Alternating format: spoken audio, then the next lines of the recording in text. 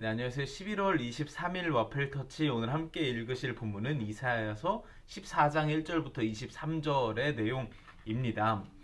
이사야서의 전체적인 내용을 한번 설계를 해드리자면 이사야서가 총 66장으로 되어 있잖아요. 그 중에서 1장부터 39장이 제가 저번에 말씀드렸던 아수르와 관련된 심판에 대한 내용을 말씀하시고 뒤쪽 40장부터 66장까지가 바벨론과 관련된 내용이면서 하나님께서 너희를 구원하실 것이다 라고 하는 소망의 메시지를 담고 있습니다.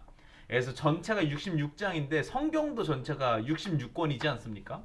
성경도 보면 구약이 39권, 신약이 27권으로 되어 있는 것처럼 이사야서도 앞부분이 39장, 뒷부분이 27장 해가지고 이사야서를 성경의 축소판이다라고 부르기도 합니다. 실제로 그 장만 그렇게 똑같은 것이 아니라 성경의 전체 내용도 이사야서의 전체 내용도 하나님이 구원이시다라고 하는 내용을 담고 있다라고 해서 이사야서가 성경의 어떤 뭐랄까 축소판이다라고 저희가 별명 붙이기도 합니다. 그런데 이 앞부분 39장을 또 3등분하면 이렇게 내용이 됩니다. 1장부터 12장까지 이제 이스라엘을 향한 하나님의 심판의 메시지를 전달하시고요. 그리고 13장부터 27장까지 어떤 얘기를 하시냐면 이스라엘 주변에 있는 교만한 나라들에 대한 이야기를 하십니다. 그러면서 이제 뒷부분에 보면은 24장부터 보면 이 수많은 나라들을 비유하는 어떤 거룩한 도시가 나타나고요. 이에 대응하는 새 이스라엘이 등장합니다. 그러면서 13장부터 27장까지 이스라엘 주변의 교만한 여러 나라들에 대한 하나님의 심판의 메시지를 전달하고 계시고요.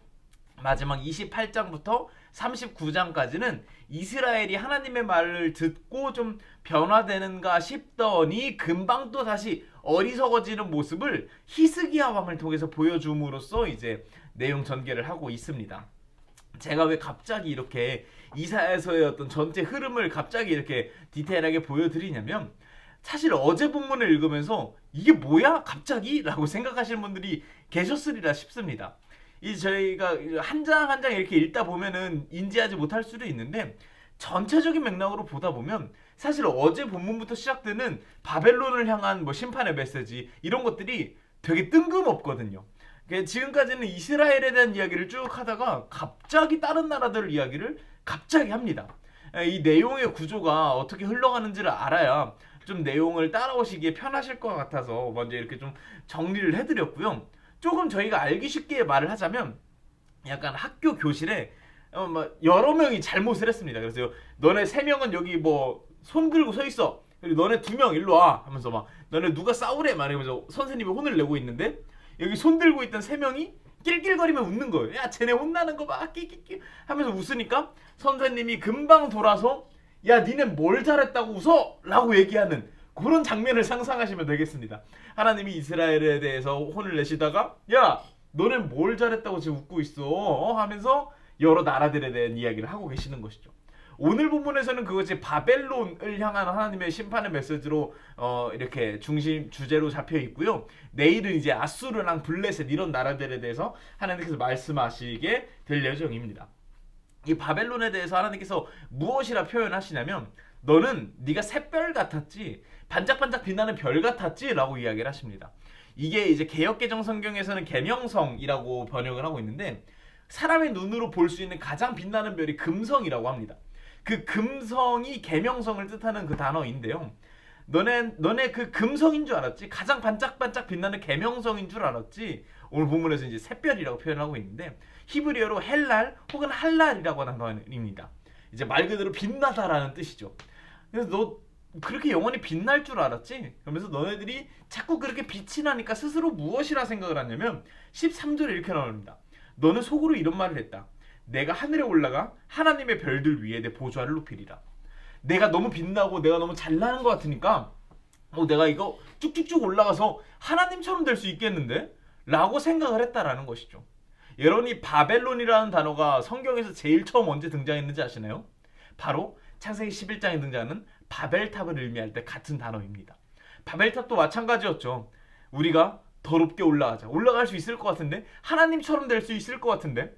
마치 선악과를 먹었을 때 하나님처럼 될 수 있을 것 같아서 먹었던 그 죄성이 바벨탑으로 발현됐던 것처럼 지금 바벨론이 말하고자 하는 게 뭔가 죄라고 하는 것의 어떤 극단적인 모습, 대표하는 모습을 보여주고 있는 것입니다. 나 지금 잘 나가는데? 하나님처럼 될 수 있을 것 같은데? 라고 말하는데 하나님이 그 교만한 계명성을, 그 교만한 샛별을 스올로, 저 어둠의 땅으로 끌어내리겠다라고 말씀하시는 무시무시한 이야기가 오늘 본문의 내용입니다. 사실 계속 심판의 메시지라 저희가 좀 어떨까 삶에 적용하는 포인트들이 되게 비슷비슷한 것 같긴 한데 저는 계속해서 그런 말씀을 하시는 것 같아요. 네가 가지고 있는 거, 네가 누리고 있는 거, 네가 이뤘다고 생각하는 거, 사실 이거 다 하나님께 빚진 것이라는 생각을 가지고 있어야 한다라고 이야기를 하고 있는 것은 아닐까. 그래서 우리에게 교만하지 말고 겸손하라고 말씀하시는 것은 아닐까, 이런 생각이 들었습니다. 주기도문에 보면은 우리에게 죄 지은 자를 사하여 준 것 같이 우리 죄를 사하여 주시옵소서라고 이야기를 합니다.